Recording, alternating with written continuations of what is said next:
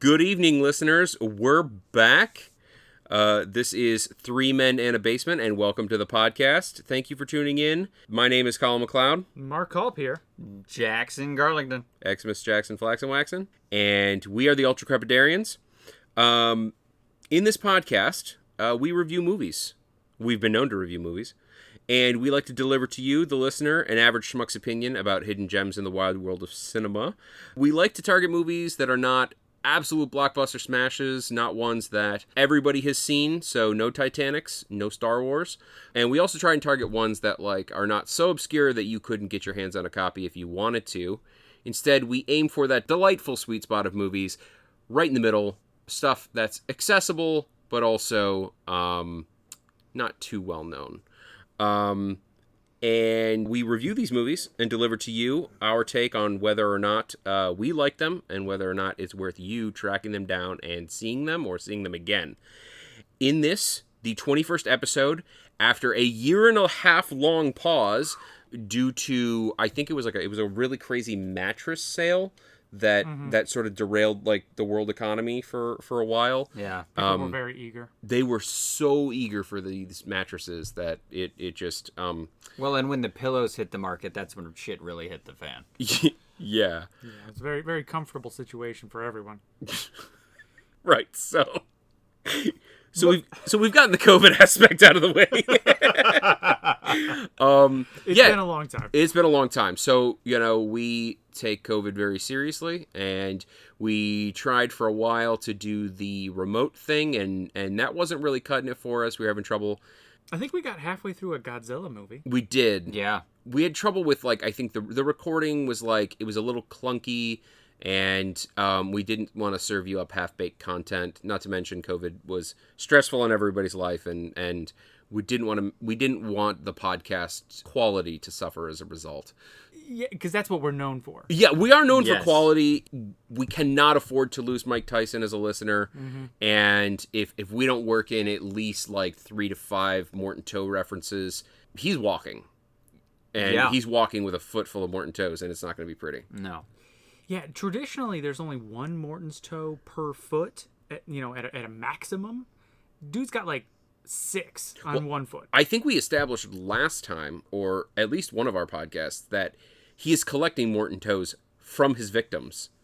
And he has a very inconsistent, in terms of size, shape, and color, collection of Morton Toes that he is ultimately turning into a fist with which he will defeat the known world. Right. So if this is your first episode, all this makes perfect sense. Doesn't Mike Tyson also have a Morton's ear? I think he ate it.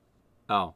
Yeah, I feel like Evander Holyfield may have had a Morton's ear, and no longer. Ah, that's what it is. Tyson absorbed it. This is actually remarkably on point for us, because what movie did we review today, gentlemen? Oh, it was a little gem called Tokyo Gore Police. Yeah. You've probably heard of it. Oh, yeah.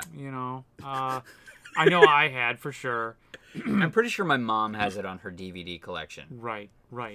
It's in the vault, the Disney vault, I think. It could be. It could be. Yeah, if it fell out of a dark suitcase or something and rolled down a hill. Yeah, Maleficent doesn't own this movie. No. Oof. I think she's afraid of this movie. I think she's afraid of this movie. Okay, so I feel like this needs a little bit of lead in. Okay, so I am only human, and I love B films and awesomely bad movies. It is one of my favorite things to do is watch an awesomely bad movie and make fun of it incessantly as I go through it. Full disclosure means that I love movies that are way over the top in every regard. Things that are obscenely violent, just stupid levels of basically everything that will give something an R rating. I love that shit. And so I had this in my collection. I had never seen it, surprisingly. Mark has never seen this, and Jackson has never seen this. So this was a first time for all of us. And normally we try and choose movies that are a little bit more mainstream, and I mean that in the sense of You might have heard of it. Yes, you might have heard of it. We knew going in this was going to be an obscure movie, but we really didn't anticipate it being the way it was. So just like full disclosure, and if you're listening to this, I feel like it's fair to say this episode is entitled Tokyo Gore Police, so like hintity hint. There are aspects to this movie that some might have pause. Yeah, there are some moments that a select group of people might find just a hair over the top. Yeah. I mean, not so over the top that you would turn it off, because we didn't. Yeah, no, I mean, it's not crazy like a Shawshank Redemption crazy. No, it's nothing like that. This is basically an episode of The Big Bang Theory. For sure. Yeah. No sarcasm. No. Okay, so obviously this movie is absurdly over the top. You probably could have gathered that from the title. This is not our typical fare, so bear with us that, like, if you listen to this podcast, like, hello you. But also... How you doing? Oh, man. DJ Jazzy J over here is getting up in it. This is probably not like our standard thing, but if you like this kind of movie, if you were looking through our catalog and you saw Tokyo Gore Police and it caught your ear, like, fucking listen up, because it's a wild ride. Also email us, because I don't think I've ever met anybody that this would be their type of movie, like right off the top of their list. But You are literally podcasting with one. Okay. Touche. Three Shay. Band name. New band name. Ooh. I would be in that band. Yes. As long as there's a saxophone. I feel like we should change the name of this to Three Shay. Yeah. Mm-hmm. Okay, so we're going to jump into some IMDb specs, and it's going to seem very, like, kind of like normal, like this is what we do in the podcast and blah, blah, blah, blah, which is, it is. That's what we do. However, it's going to blast off pretty fucking hard after that. So, just fair warning. Tokyo Gore Police. This is a Japanese film, so it's all in Japanese. There are dubbed versions, and we initially started with the English version, the dubbed version, and then opted to go with the Japanese with subtitles and started again. This is a 2008 film. It is not rated. Is anybody surprised? Nope. Consistency. In stereo, no less. 150-minute runtime. I guess. I feel like it didn't feel like a 2-hour movie. No. Like, it moved. Like, an hour and 20 maybe? An hour and 30, it felt like. Yeah, it definitely blasted off. Yeah. Yeah, but it did hit a point where I was so desensitized, and we'll talk about why, but I where I just kind of... Well, I mean, everybody probably can relate. When you're being punched into the floor constantly in the face, for an hour, you don't feel it anymore. Yeah, and that next 50 minutes just kind of feels like a light tickle. Right. Yeah. Right. So, hopefully you can kind of draw some correlation to what you, the listener, have going on in your life. Yeah. IMDb has this as an action comedy horror. Yep. I would say that's accurate. Yeah, me too. So we've talked about this a little bit on the podcast before, but like, I feel like some of the other episodes, Kung Fu Hustle, we kind of described like, oh, if there was a Kung Fu category, this would fit squarely within it. And some people would argue that should be a category. With True Story, we were like, oh, if there was a true story or true crime category, that this should be it. I feel like gore or like Gorno. Yeah, Gorno, I think, is the perfect category. And I'm gonna say the first word is gore, and you can just like kind of use your imagination about what the second word in that might be. Yeah, we'll let you fill in the blank. If that was a category that was available on IMDb, I feel like this would fit squarely within it. This would be the picture of that category. It would. I think the only thing that could be missing is something that's probably not there. Action, comedy, horror. Not in that order. It was not a romance. There was some There intimacy. were romantic elements. There were intimate moments for sure. There were romantic elements. Come on. Okay, guys, I know that you can't see it, but when I said that out loud, I look over at Colin and he's just looking at me like a deer caught in the headlights, like not sure how to process that. I'm like racking my brain for like Katherine Heigl movies to compare this to.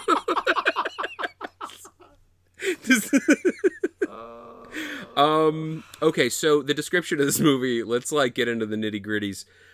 In future Tokyo, a young woman in the privatized police force tracks down her father's killer while battling against mutant rebels known as engineers. Fuck, that is tight. There's so much to this movie that is not captured by that. But, if you want the skeleton of this movie, that is 100% what it is. Yeah, I mean, that description is kind of like if you took a bottle of Zima and poured 2 shots into it and filled the rest of the glass with lemonade. The body is there and you can taste it, but there is so much more. And by more, you mean burning alcohol. Yes. Okay, directed by Yoshihiro Nishimura, obviously. Yeah. I'm familiar with his work. I don't know that name. No, not at all. Never heard of it. But a creative person, perhaps? Sure. In the same way that a 5-year-old with a box of crayons and a blindfold is. And trauma. And severe trauma. Yeah. Okay, let's get into the cast.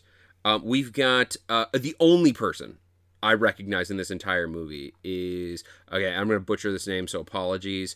It's either Eihi or Eihi, Shiina, and she's the main character.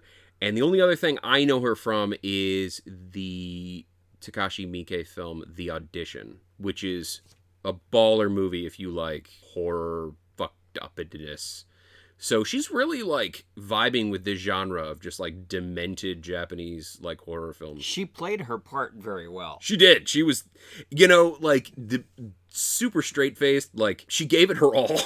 Yes, for what that's worth. Yeah, I'm not familiar with any of her other work. Yeah, no, I think I really only know her from The Audition. And to be honest, I'm going to read off just a handful of names: Itsuji, Itao, Yukihide Benny, and Gigi Boo. I'm literally just reading those off in case somebody knows them, but I honestly don't know them, and I don't recognize them from anything else. Nor do we know if we're pronouncing their names correct. No, we don't. Full disclaimer. I would say E.G. Boo is a pretty easy one, but it's still a possibility that it's something completely different. I would also say that, my years in Japan and my study of the Japanese language has failed me terribly. That's a lie. What I just said was a lie. I have never studied Japanese. Yeah. Okay, I'm sorry. We gotta get this moving along because fucking good, sorry, it's good been God. a while. We're still trying to get into the groove. Yeah, but also this movie fucking whoa, woof. So can we talk about recommendations? Yeah, okay, let's round robin this. All right. I'm gonna go ahead and recommend this movie to no one. Okay? Don't listen to this podcast. Don't watch the movie. Okay? Just or do whatever. But if you're anyone that I know, don't watch the movie and tell me about it because you're gonna be disappointed in me for watching it. Okay? This is Okay, Jackson. Would you recommend this to yourself prior to having seen it, and No. would you recommend it to another person generally, Another human being? presumably? That's a hard question to answer. Again, nobody that I know besides the 3 of us in this room would willingly watch this movie. And nobody that I know at all would willingly watch this movie after knowing what it's about. But I would play the video game. Yeah. Right. So you don't want to see the things happening. You just I want to wanna do do them it. yourself. Right. So if you're saying that life is a ladder, okay, is this movie taking you up a ring or down? I wouldn't get on that ladder. Yeah. Okay. This is not OSHA approved No, ladder behavior. No. If this were a ladder, this is that ladder that's been on the side of a barn for 40 years. And Right. has Okay. termites This and is shit in yeah. it. So Indy is climbing this out of the Temple of Doom. Yeah, with and the snakes rungs at the bottom. The rungs are breaking beneath his feet as Yeah. he's scrabbling And out. he's Okay. just furiously scrabbling up to the top. I wouldn't say that I hated this movie. I enjoyed a lot of parts of this movie. Not the body parts, mind you. Just Parts. yeah. It's like when you're falling off a building and you're like, you know what? It's kind of fun. Yeah, and the view's not bad. Yeah. But then you die, okay? Colin? Would I recommend this movie to myself? Hell yes. I'm just outing myself right now. Yes, I absolutely would. Would I recommend this movie to, like, someone on the street? In no way, shape, or form. Would I recommend this movie to a very specific or select number of individuals in my life? Carving like a surgical implement around groups of people? Yes. There are people I know who, like me, are just demented enough to love this movie. I mean, I guess I can level with you. I think I can think of like 3 people I've ever met that would love the shit out of this movie. But I don't talk to those people anymore. For reasons? Yeah. Like, right, okay, a few of them are in death row. Like, whatever. You know Get what? over it. I had to cut them out of my life, but they probably would like the movie. But to be fair, they cut other people, so I could cut them out of my life. Like a tumor. That's relevant to the content of this movie. That's what we call an Easter egg. A teaser. But we'll unlock that later. Oh, that also is relevant. Moving right along. Okay, so before we do that, I feel like I need to say that if you're the kind of person who is squeamish, uncomfortable, not okay with, I mean, again, literally think of anything that could give something an R rating, this movie dials it to 11. In both, like, physical content, but also in, like, psychological content. Because there's also some, like, really heavy elements that aren't treated with any reverence. Yeah, there's no tact. And that's its thing. Like, it is completely tactless as it like relates to quite literally every horrible thing that humans have ever or will ever do. Expect that. If you got squeamish in the scene where King Arthur cuts off the Black Knight's arms, don't watch this movie. True. I also, though, like, I say that for 2 reasons. One, as, like, a fair warning about picking up this movie. But 2, this podcast actually, like, if you're the kind of person who's, like, not squeamish about, like, hearing things described or, like, hearing people talk about it, like, this podcast might be a way for you to, like, get a good handle on what this movie is like. And normally I'm like, hey, if you think you might like this movie, like, turn this podcast off and go watch the movie. In this, like, if you're unsure, which the majority of you should be unsure about whether or not you want to watch this movie. Definitely. I would actually proceed to the spoilers if you are not super duper squeamish and just hear what it's about. And then if you are fucked up enough, you can just go find it for yourself. It's actually not a hard movie to find. With that being said, are we ready to blah, blah, blah, blah, blah, blah, blah, blah? Hep, whip, whip, whip, whip, whip, whip, whip. Spoilers. So, let's buckle up. Okay. The chaos of this movie makes it difficult for me to get all the way to the beginning, but it starts off sunshine and rainbows. It certainly does. For that 30 seconds, it was very delightful. Yeah. It's literally sunshine, rainbows, and daisies. Okay, I feel like normally we can kind of like go scene for scene through movies. We just highlight things. Yeah, this movie is so complicated in that its narrative is so loosely structured. It's such a meandering movie, and so much fucked up shit happens. And like normally the fucked up shit are your signposts through a movie, and you're like, oh, I'm here in the movie because relative to everything else that's happening, here's the fucked up thing. This movie is wall-to-wall dementia. So I suggest we give like a very loose narrative, beginning, middle, end, and then we just talk about all the fucked up things that we can remember. Oh my God. Which we will not remember them all because it's wall-to-wall. I wrote a lot of them down, and by a lot, I mean like 15%. Mm-hmm. So this movie opens, as Mark mentioned, with sunshine, daisies, and rainbows. And it's a girl narrating, talking about how she wants to be like her father. Her father's a policeman, and he helps people, and he does all this good stuff, and blah, blah, blah, blah, blah. And then his head blows up like a water balloon. It's ridiculous. Like, imagine you took a grape in your hands and you just squeezed it. That's what it kind of looked like. You know, if you are squeamish with blood and guts and whatnot, this movie was heavy on the prosthetics. You know, I know, at least for my eyes, I never felt like what I was watching was analogous to real life. Like, it was... It's so over the top that it almost doesn't bother you anymore, in that, like, it's not like Hostel where they're going for realism. They're trying to be, like, as real as possible. This is the kind of movie where, like, this dude's head explodes and the pieces flap down like peels of a banana. There were flaps. It's meant to be over the top, not band realistic. name, new band name. There were flaps. There were flaps. I feel like that is a mid 2000s alt rock band. Yeah, it's like indie rock. Yes, Yeah. yes. You know, there were Right flaps. around the Daniel Powder and, you know. I do not know. You don't know Daniel Powder? Had a bad day? Did he? He sang about it. So Daniel I assume he had a Powder, bad to day. me, like, that conjures to mind images of a dude pouring Gold Bond medicated powder in his jockstrap. Oh. See, I was thinking... Daniel's powdering. I was thinking somewhere along the lines of, like, Tony Montana. You know? Fucking cockroaches. Yeah. So, okay, if we're gonna, like, loosely go over the beats of this movie, maybe we intentionally leave scenes out and then circle back around. This is set in a future in which there's a class of criminal called engineers. Like, they're like mutants that have this mysterious abnormality where any bodily injury that they experience mutates into some form of random weapon. It could be like a projectile, it could be a sword, who knows. But any manner of odd, weird, nonsensical, horrific, demented Every thing, adjective you could think of. Yeah. could sprout out of that wound.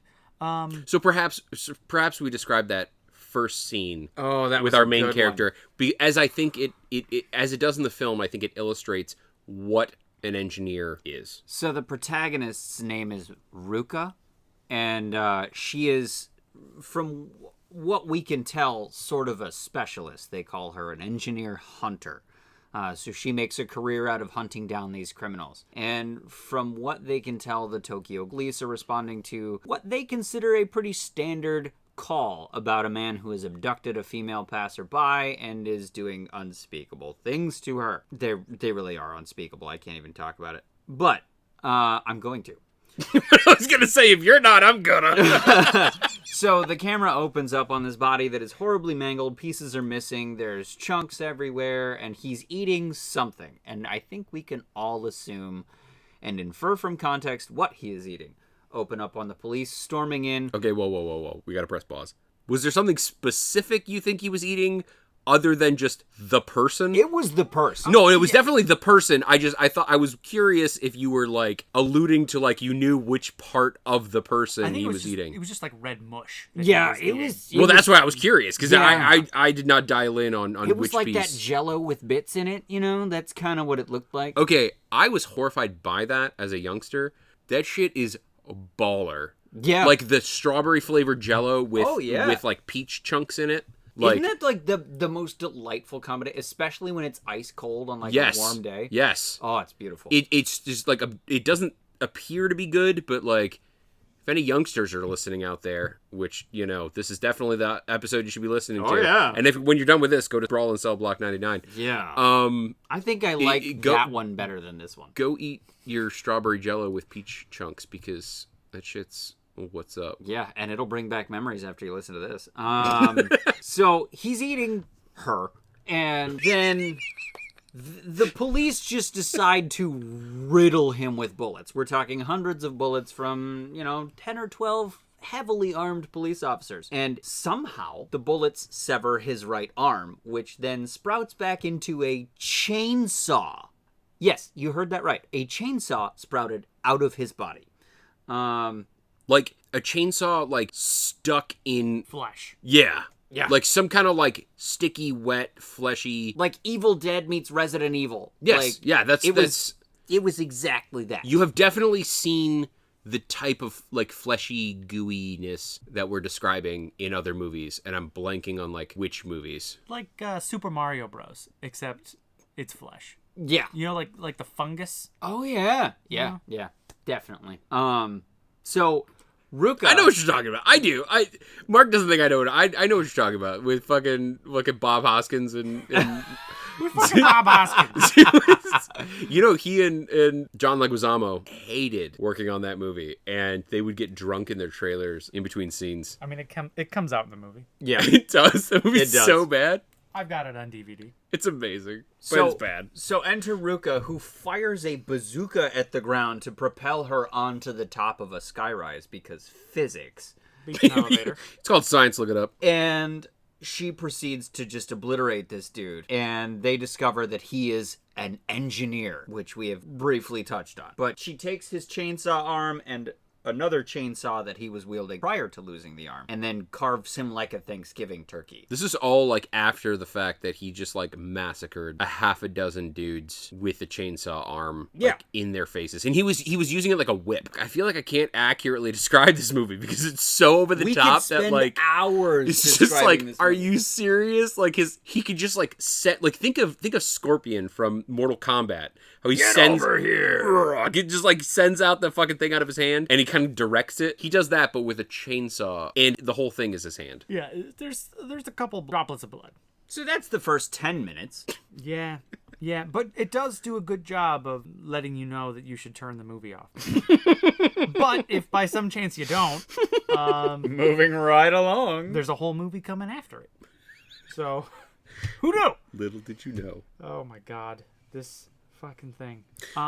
So I think that sets a good scene for like what the engineers are. They're kind of this group of maniac mad dog killers who all have this key-shaped tumor, exactly, that gets revealed in the following scene, that like they all share this single tumor type, and they basically go around killing people, and the police go around hunting them. And there's this weird sort of like, not subtext, but like I want to describe like the privatization of the police, which is like very clearly like a big tone in this movie. Yeah, it was almost like a Starship Troopers in that there was some...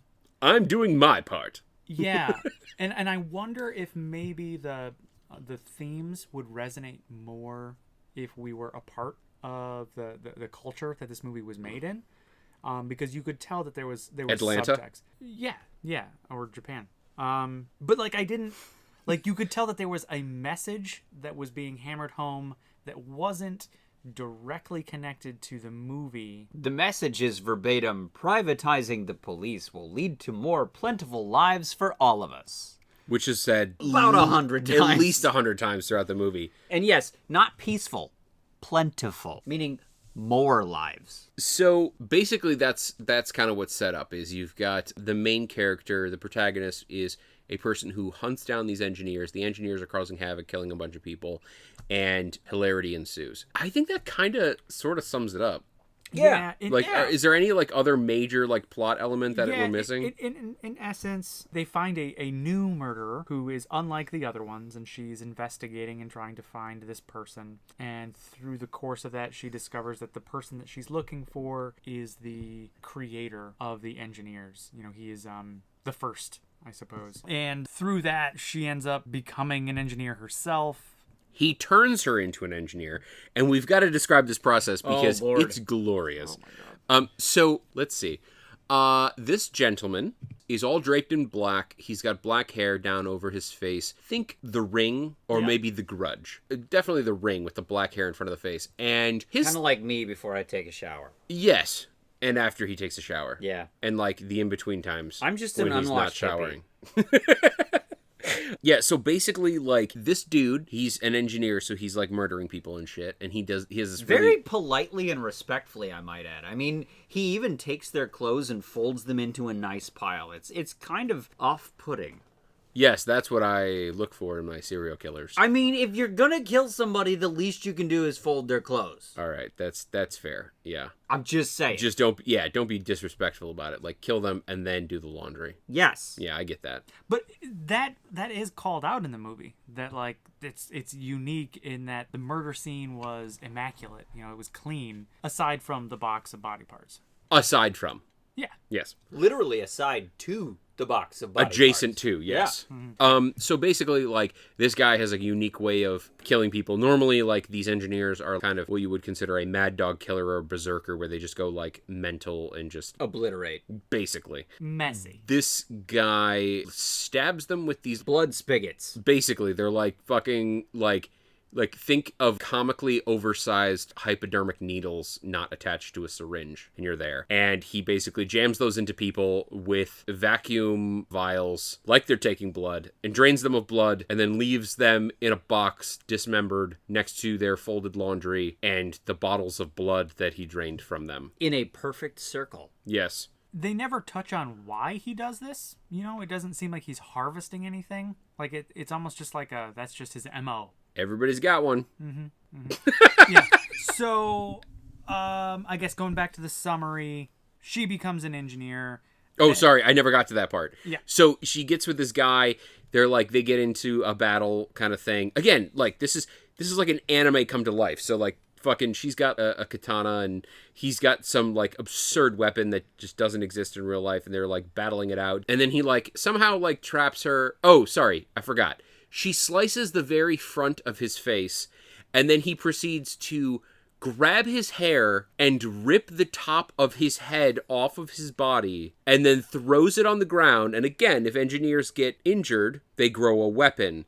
So basically, in place of the top of his head, a brain grows, and then out of the brain, where his eyes should be, are 2 gun barrels, out of which he can shoot things, and we're not entirely sure what those things are, but they're definitely not bullets. I scribbled a quick note because I didn't want to miss anything, but I also didn't want to forget about this, and my note just says, half brain, half desert eagle, all badass. Yeah. You know what? They really missed the boat on the opportunity to have that as their tagline. I agree. And it kind of looked like he was shooting out, like flesh walnuts. Yeah. Yeah. That's a very good description, and Yep. you guys, you cannot appreciate how perfect a description that is until you watch the movie. Don't roast. Don't roast these. Well, Do not roast these walnuts. Flesh nuts. Are they opening for Long rickety hamster toe? long route? Yeah, and denim on flannel. No. On what was it? There were flaps. Yeah. There were flaps. Okay. So she becomes an engineer. Blah blah blah. Fuck! God damn it! I never finished. Okay. I'm sorry. I swear to God, I'll finish this time.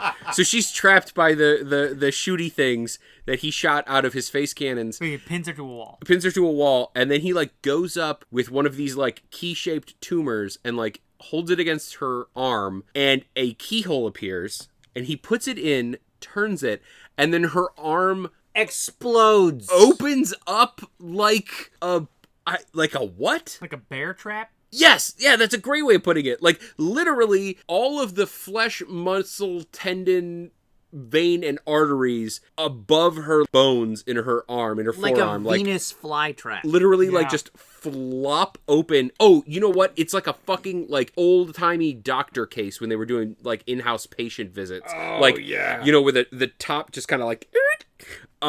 It's like that. And then he places the key in there and closes her arm, and then the scar just like vanishes. And so she is now an engineer, and that's how you make an engineer. You open their body, insert the key, and walk away. So what you're saying is really it's not a tumor. It is a tumor, though. It is, though. That's the worst part. But yeah, whatever. Okay, so movie kind of. I feel like we can just skip right to the climax. It's so. I feel like this was destined to be like a very short or a very long podcast.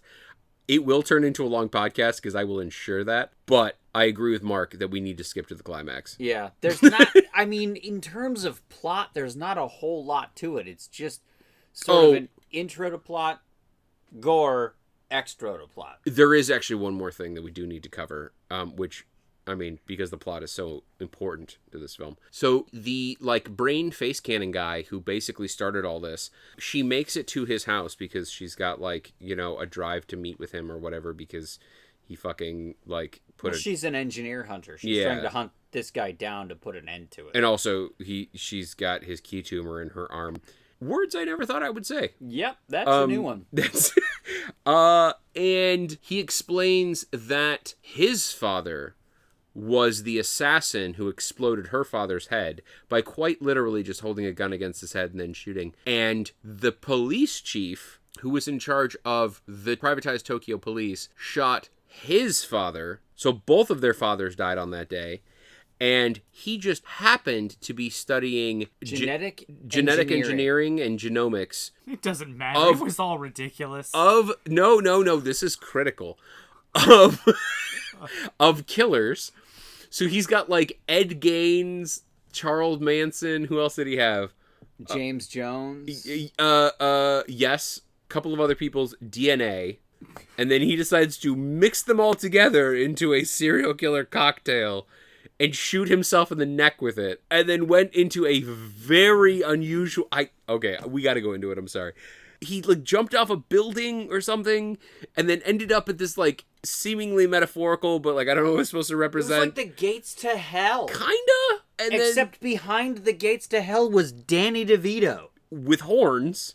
Oh, yeah. Yeah, I forgot about that. What was that? Okay.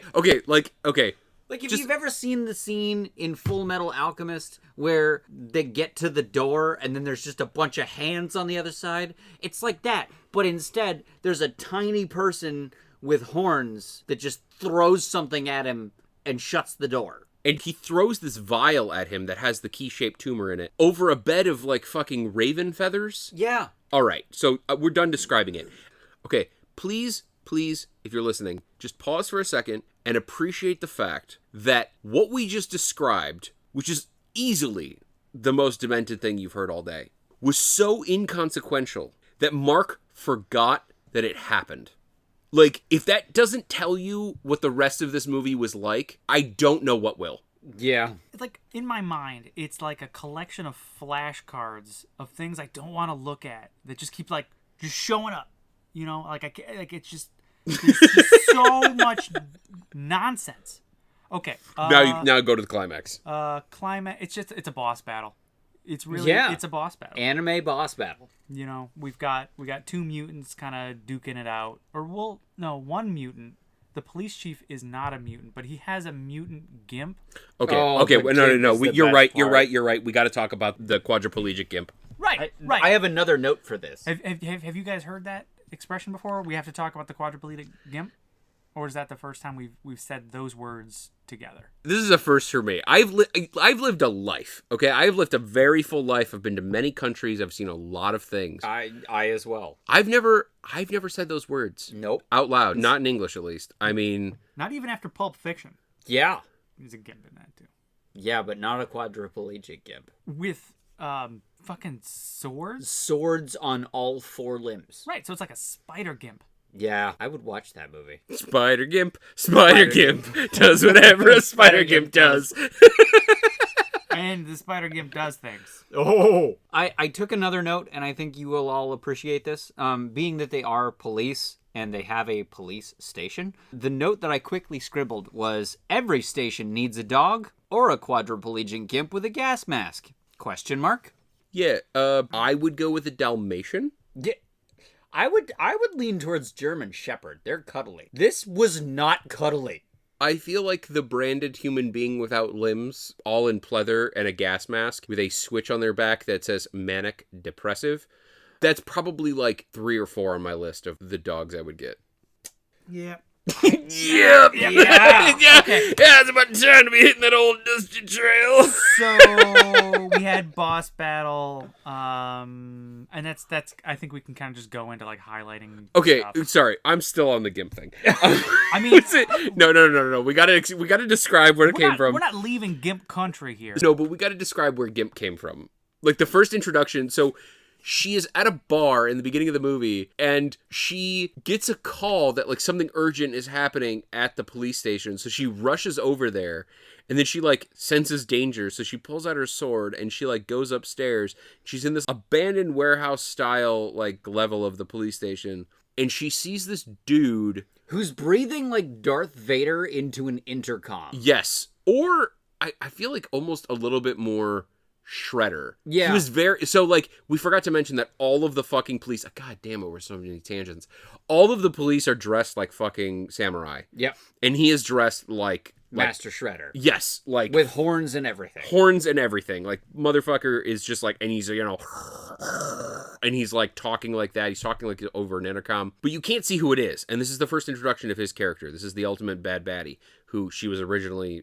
on the same side of. He fucking walks out of the shadows, and there is just straight up the fucking quadriplegic gimp on a leash next to him. With caps on her limbs so that she can walk. And you're just like, okay, well, so this is definitely an engineer. This is a bad baddie. And then the lights come on, and everybody starts singing Happy birthday to the main character. There's a cake and everything. I don't think... Is there a word that, like... Okay, so, like, you know, you do a good job in a class. You know, the next thing is, like, you did a great job in the class, right? And then it's like, you did an exemplary job in the class. You know, you kind of, like, dial up a word like that. Is there something like that for confusion? Because that's what I felt. Confusion doesn't cut it. I need something that just, like... Bewildered. Not even close. Doesn't even touch it. What about just a distilled... You are trying to kill the, like, insect infestation with a stern look when you should be using Raid right now. Oh my god, dude. And the weirdest thing about that scene, too, is that, like, after, like, there's that shock value of seeing the gimp, it's not touched on. They just don't even go there again. Oh, and she is fine with it. Just disappears from the scene. No reaction. So that is the first introduction to the quadriplegic gimp. The second appearance, She leveled up. She did. The second appearance is in that final scene, and she shows up, and instead of, like, being on her nubs, she is on 4 swords, and is... An absolute certified badass. Dangerous. She is a General Grievous-style quadriplegic who is wielding swords like, somebody who wields swords really well. Right, just like that. Anybody that's familiar with the game Soul Calibur, picture Valdo. Yes. Yes. Valdo is this sort of creepy crawly circus acrobat dude, but cut off his limbs and replace them with swords, and that's what you have. I know that's a niche reference, but if you're looking at this movie, you know what I'm talking about. You know Niche. Yes. I think Niche is my cousin's name, actually. I think Niche was my babysitter growing up. I have one Niche. It's his daughter. Oh, yeah. Yeah. And one nephew. Yeah. I actually have 2 nephews. 3 nephews. 3 nephews? 3 nephews. Oh, my God. One of them's brand new. Man, you need a couple more niches to balance that out. Mark, you want to help me out there? It's the best Mark Scott. Okay. We're so far afield because this movie's so hard to track. This movie is like if you taped a steak knife to a dog's tail and let him loose in a kindergarten. What the fuck? Whoa. I'm sorry, but that's the only level at which what the fuck. Now, okay, now, I to honestly be fair, I hate that You agree my with me. reaction was like, what the fuck? But then like when you evaluate it after having seen this movie, you're kind of like, okay. Yeah. Like, okay, I see where you're coming from. Yeah. I'm not agreeing with the statement. I'm just saying, like, I get it. Yeah. Okay, let's talk about. Let's have a fun one. The offensive things in this movie. Oh my God. like aside from gore, like objectively offensive. Okay, well, hang on. Let's talk about the non-offensive things in this movie. And so, like, I thought the flowers in the beginning were, like, nice. Yeah. Yeah. And then... And that's where it ended. Yeah, so we kind of need to... Okay, so now we can go back into the offensive things. Yep. Okay, so switching the tone just a little bit here. This is serious. There is a really weird through line to self-mutilation. It's handled very kind of casually and very... I don't know. I don't even know how to describe it. It comes in the form of, like, commercials, and I'm not even fucking close to joking. It's... Quite literally, the movie is punctuated by commercials. The first one describing seppuku and the act of harikari. And it's basically like, seppuku, it's still suicide, don't do it. And then there was one where these girls are advertising these The razor Wrist Cutter blades. G. The Wrist Cutter G, like these razor blades that will cut your wrists so great. And it gets weirder and weirder, and it's like... a wrist cutter with a cute design. Yeah. Yeah. But that one, there was no, like, don't do this messaging to it. No. Like, the first one was. Like, the first one was like, hey, don't commit suicide. And I was like, okay. That was a horrifying commercial, but, like, I can get behind that. Yeah, I get behind not committing suicide. Right. The second one was basically like, If hey, you're gonna if cut you're yourself, gonna use this. Yeah. It's better. And our protagonist is seen in a few different instances, like, ferociously cutting her wrist for no apparent reason. There's no connection to the plot. She just, Nope. that's just Well, what she does. Actually, there is a connection to the plot. Oh, We do 'cause- see yeah. a little flashback of her mother and father in the kitchen. Her father comes home from work, and her mother is making dinner. And the second she sees her husband, she immediately starts cutting her wrist and then saying, "What did I do? What did I do wrong?" And that's it. That's that. Yeah, I found that offensive. Yep. You know, like, that's... That is a nerve, Holy cow, mainly man. with a box cutter. Well, yeah, if you go deep enough. Yep. Okay. What else? What else? I feel like this is a fool's errand, dissecting this movie for what is potentially offensive. Yeah. Wow. Well, I think there are, like, different grades. Like, we of already offensive. gave the disclaimers that, like, nothing in this movie is untouchable. Everything in this movie is way over the top. Like, if you get bothered by quite literally anything, just don't watch it. Yeah. This movie, It is I will so say, fucked up. this movie did not bother me as much in the same way as Brawl in Cell Block 99, but for different reasons. Right. Now, that being said, I would go back and watch Brawl in Cell Block 99 over this movie. Yeah, I don't want to watch this again, but I will watch this again.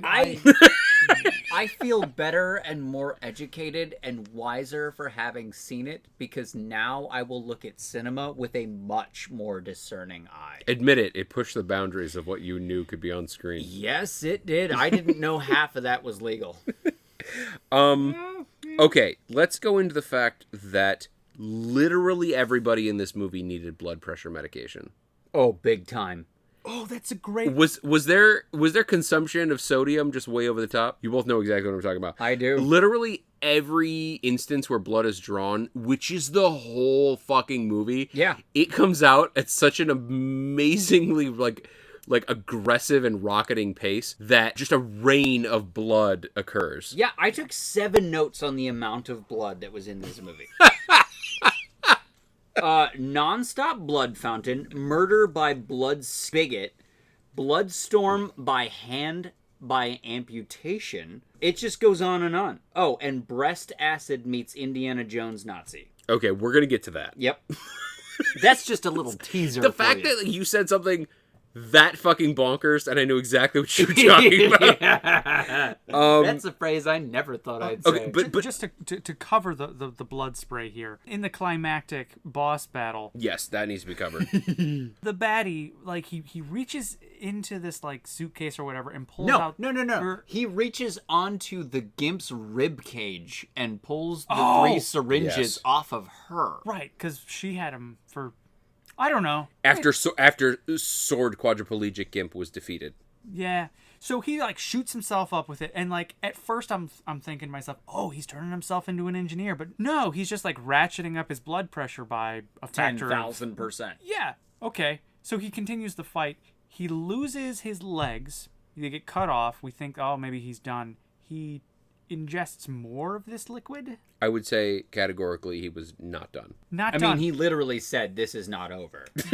Okay, so the blood is shooting out of his legs, and His stumps. it stumps, and the pressure ratchets up so enormously that he levitates himself with the blood shooting out of his leg stumps, and he's able to fly. Propel like a himself- jet. Yeah, propel himself directionally around the room. And the sound effect of a jet engine played over while he was flying around the room, which added just another level of hilarity. And also, emphasized the amount of blood that was flying out of this man. More blood than was in this man. More blood than is in this Room.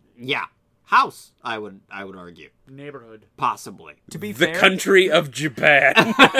yeah.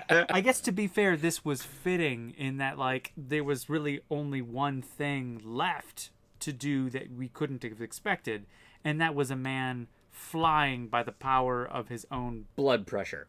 Yeah, I did not see that coming. And I thought I had high blood pressure. Right. So points for creativity. 10 out of 10.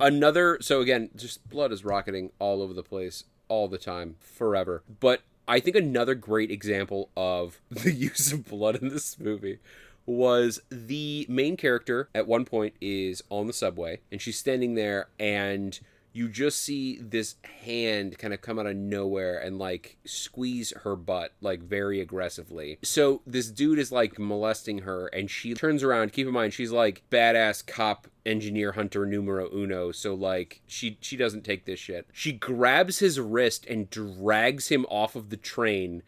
Like a mom. Like a mom, yeah. almost. Yeah, like a formal reprimand. The best part was she grabbed his hand where it was and dragged him out while it was still grabbing her ass. Yeah.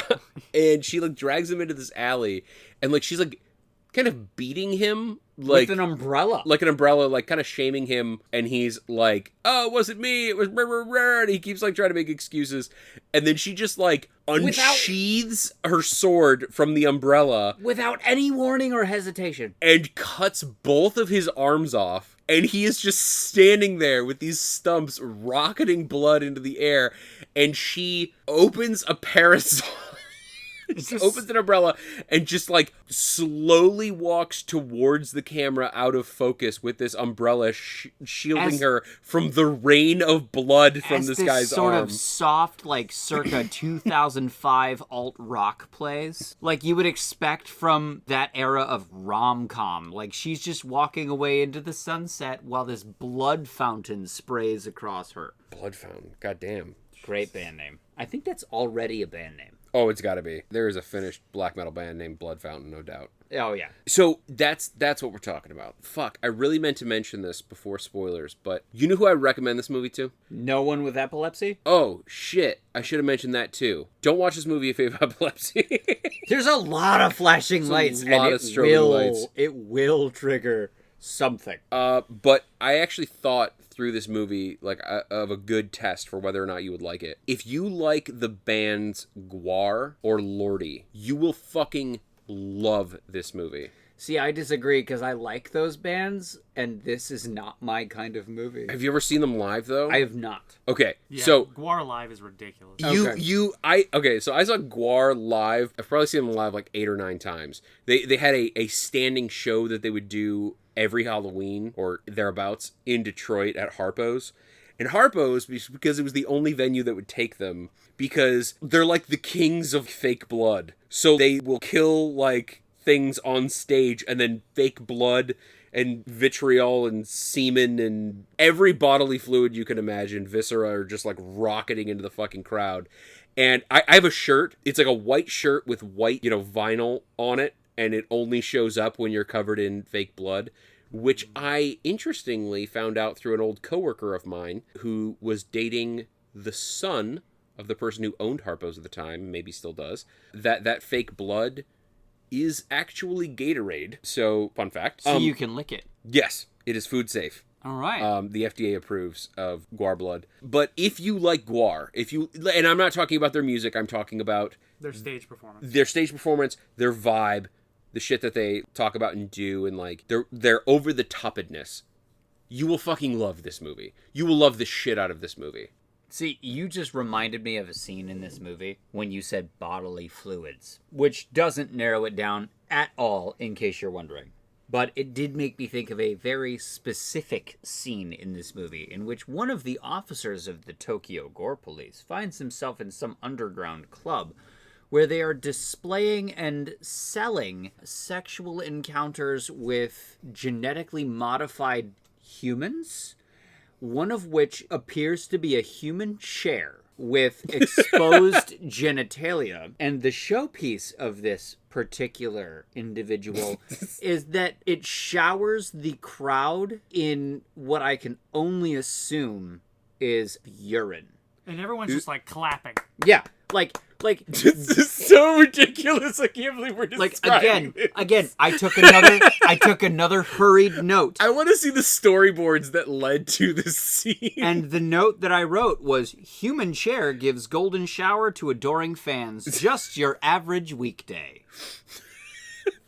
Buckle up, fellas, because it's going to be a while. That is a thing that happened in this movie. So it's pretty chill. Yeah. And, like, it escalated to that point. Like, it didn't just jump to there. Like, it actually, like, started off kind of weird and got weirder and weirder to the point where you're at the point where a human chair is pissing on a crowd. So the first of these individuals had a penis for a nose. So that's a thing. The second individual had breasts stitched with human teeth. I think they were crocodile teeth. They could have been crocodile teeth. I mean, given the context. And there is another, like, I have multiple lines of evidence to support that they may have in fact been crocodile teeth, and we'll get to that in a moment. Yes.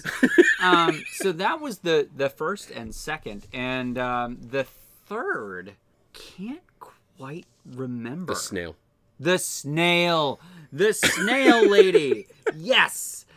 This woman had snail pasties over her sensitive areas, and he's starting off with this. This is the beginning. Yeah, and no arms or legs that we could see, followed by a actual snail carapace somehow grafted onto her body. That was prior to the human chair golden shower. Don't forget about the eyes. Oh, yes. The eyes had about 8-inch tubes coming off of the front of her face, to which the muscle tissue of the eyes was extended out, just horrifically and horrendously displayed upon her face in glorious Tokyo Gore.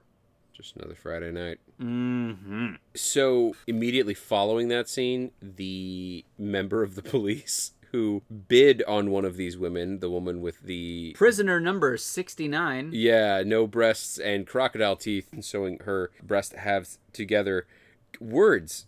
Words you never thought you'd string together. I think I'd say. It's just like, it feels weird coming out of my mouth saying these things. I will say again, buckle up. So he bids on her. And they go back to what I can only, like, assume is an examination chair from, like, gynecology. It's like if a dentist designed a champagne room. And it's, like, basically an empty room with this chair, and he, like, sits in there, and she straps him in, and then starts filleting him pretty, like, aggressively. And then he notices somebody in the mirror that, like, would mean that person is behind him. And then she immediately bites off his member, spits it on the ground. No. She doesn't spit it on the ground. She's holding it in her teeth like a dog with a bone. Or boner. I was going to say this. Yeah. It's so good that we have this, like, marked as mature on Apple Podcasts and shit. Oh my God.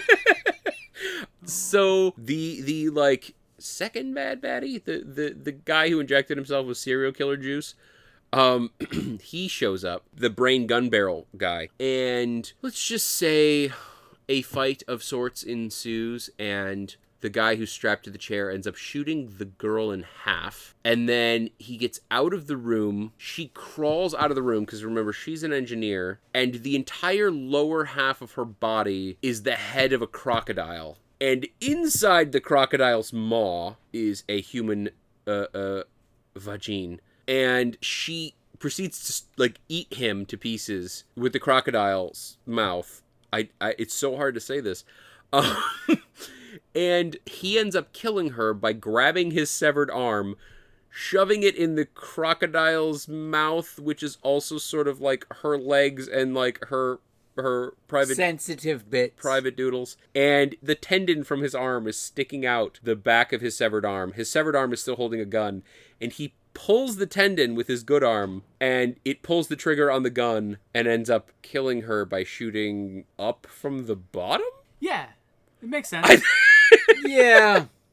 That was a wild ride from beginning to end. I'd forgotten about that scene. I'd forgotten about Mark the scene. forgot about that scene. That, again, that should just tell you how bonkers bizarro world this movie actually is. He forgot about a half-crocodile woman getting shot up in her private bits into her brain with a severed arm operated by a remote tendon. Yep. And here we are. Right, okay, so I think one thing this movie like has going for it is this movie knew exactly what it was. Oh, big time. It was there were no compunctions about what this movie was or what it wanted to be. That was the only thing that I think made it remotely enjoyable, was that it knew that it was ridiculous. It would be, I would say, unbearable if it weren't comedic. I would say that I would not watch this movie again. However, if this movie were an anime, I would probably watch it. This movie is an anime, it's just not animated. Yeah. No, All right, you have a good point there. and I do have to give that to it, is there were many scenes that were like, there was some real cinematography at work.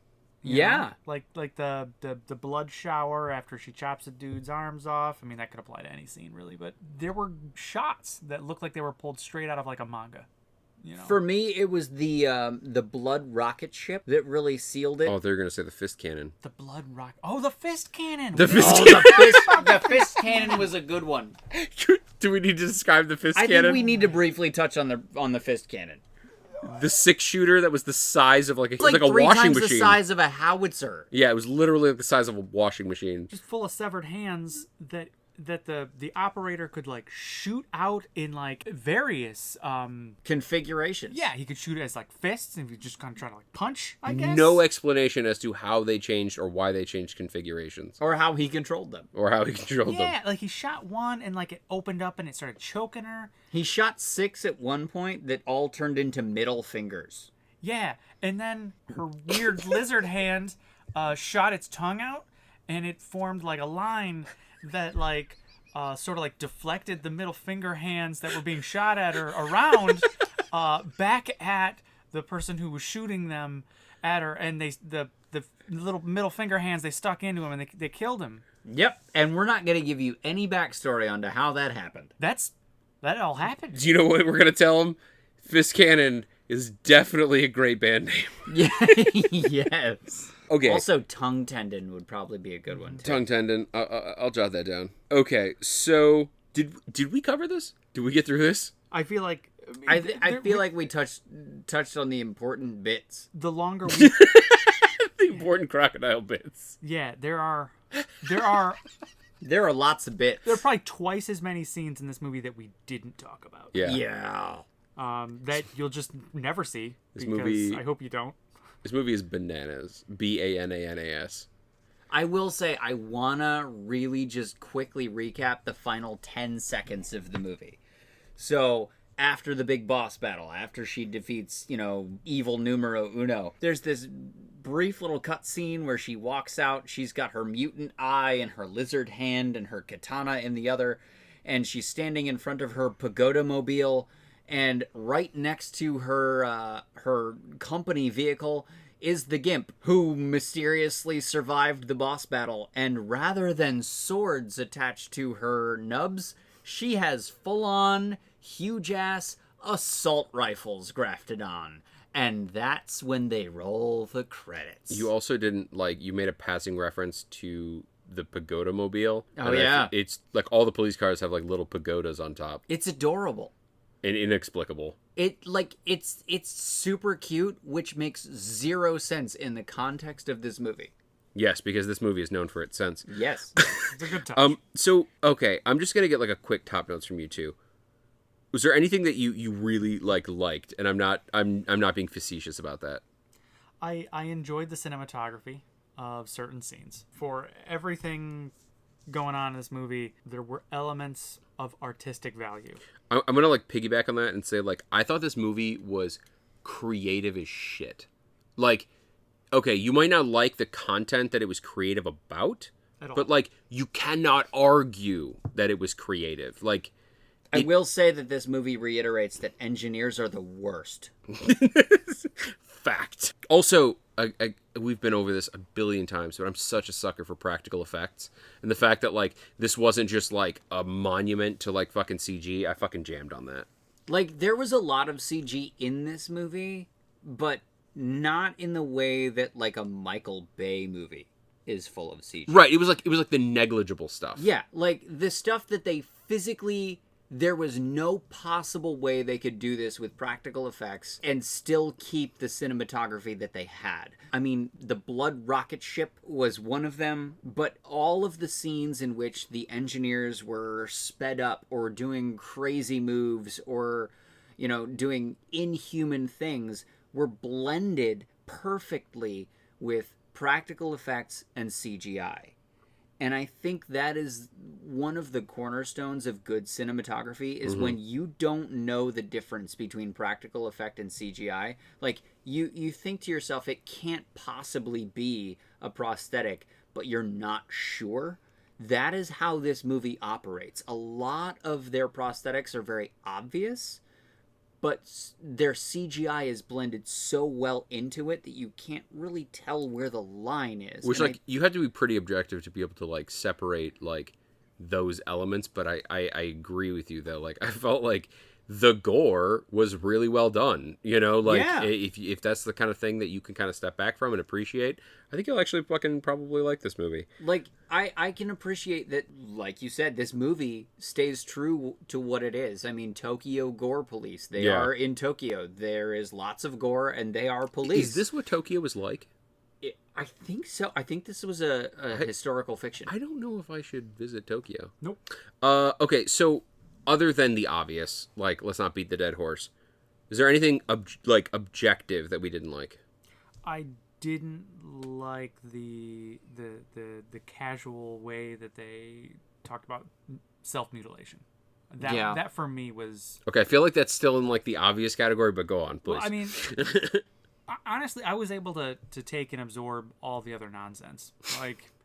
Fair enough. You know, that was the only thing that, like, I didn't like, without any silly caveats. Yeah, again, I would go definitely with the rule of, like, if you're sensitive to anything under the sun, not the movie for you. Yeah. But point taken. I could take the golden shower. I could take any of that. You know, I mean, we are on a podcast, and Mark just said that. Yep, that is on the record. I can take a golden shower. No, I didn't say a. I said the. The. Sorry, okay. It has to be from somebody very specific. Golden shower. The golden shower. A human chair, perhaps. Yeah. Okay, are we ready to move into quotes?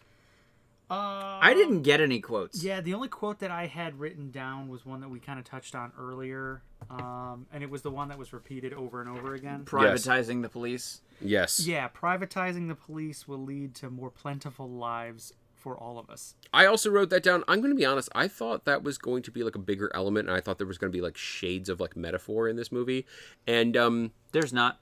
There really isn't.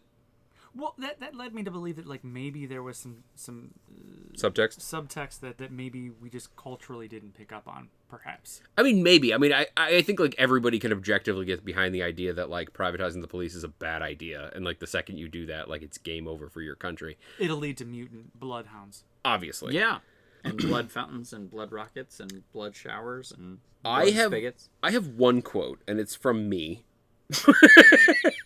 And it's, again, one of the many things I never thought I would ever utter. And it was, what is he shooting out of his eye barrels?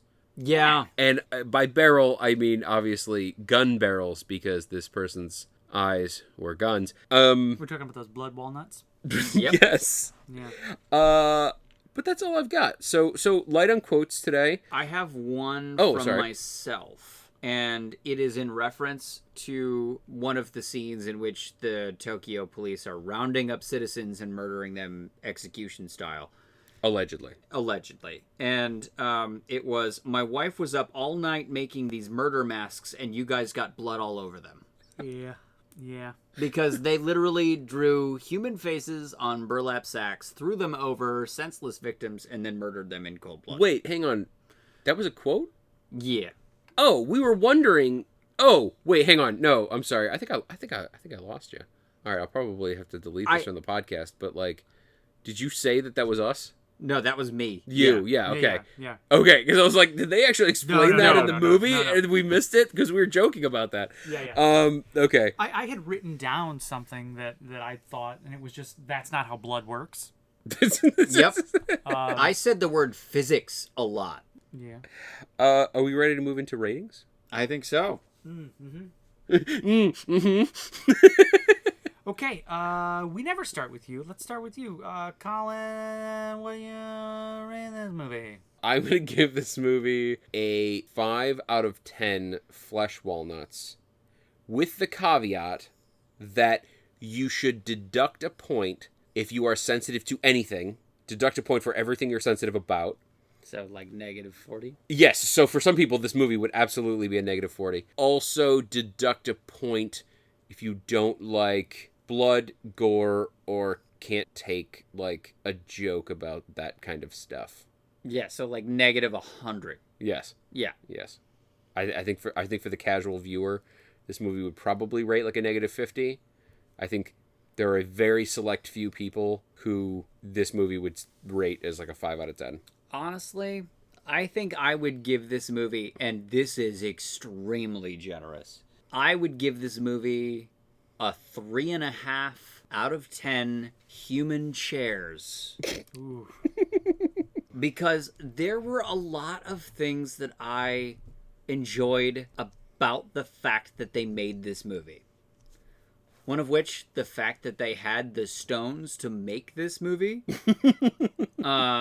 Second of which, again, the cinematography was brilliant. Are those the stones that you get blood from? Yes.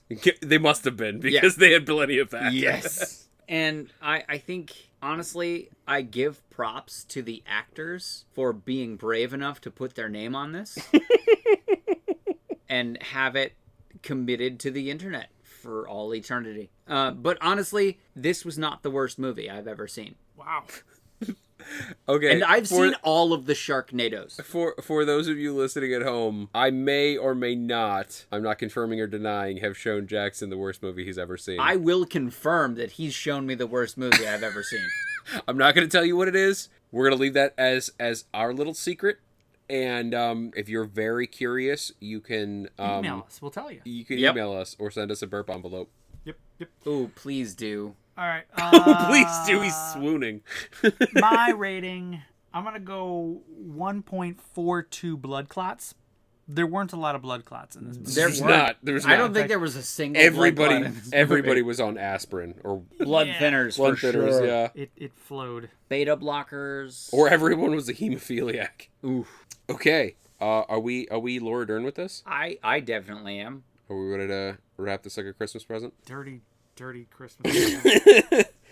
All right. Chains on it. Well, that's all for the All Crep review. Thank you for listening. If you have any ideas for movie reviews, email us at 3. That is the number 3. menandabasement@gmail.com. You can also find us on iTunes and Google Play or wherever you find your podcasts.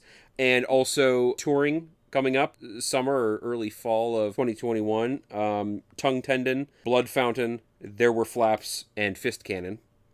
Did I miss any? Blood walnuts. Blood Walnuts. Flesh walnuts. Flesh Walnuts. Flesh nuts. Blood Walnuts was the original band name of Flesh Walnuts. And they lost their lead singer. They're progressive. Yes. They are all touring right now. They'll be in Japan at some point this year. They won't be there for very long. Until then, I am Colin McLeod. Mark up. Action Jackson. And we'll see you in cyberspace. Cool. Oh. Gnarly.